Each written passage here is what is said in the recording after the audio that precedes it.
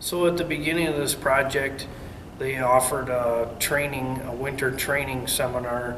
So a couple of the crew members, myself included, went to that seminar to get it started and get an idea of what everybody else that has already been doing it, what they had learned. We learned that we needed to go calibrate our equipment. We didn't ever have process in place for doing that, so that's something we did. We had to go find equipment that would work best for our campus. We did find equipment that was not very expensive, probably less than $1,000 by the time we got done. It just simply fit in our receiver hitch on a pickup truck with a tote in the back of the brine solution, and that was something that worked out really well.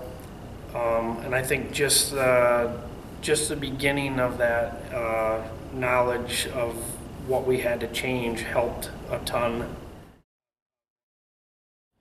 We saw some real good results once we learned about the road temperatures and how to look at the road temperatures. We don't have a big area to take care of as far as like heavily trafficked.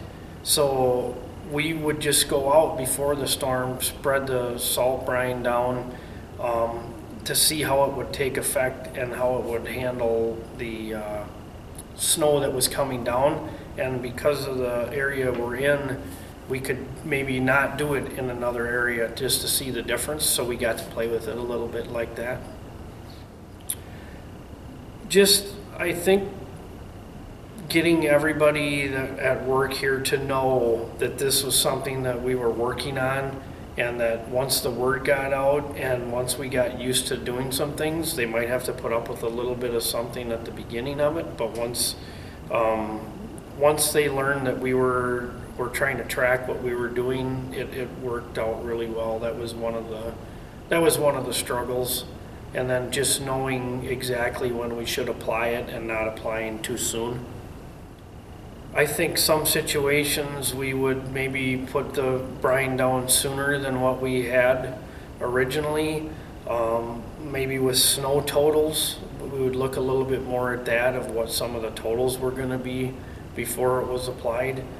Other than that, I think our granular, there was situations maybe that we could have used that. We didn't use as much of that as we have in the past, so that was a bonus.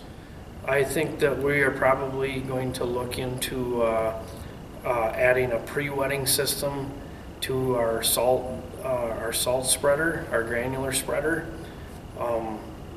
We don't use sand anymore. We haven't. We didn't use sand at all last year, and we do have a way to mix it in. We could do that if we needed to, but I think for the most part everybody was happy with the way the salt brine worked out.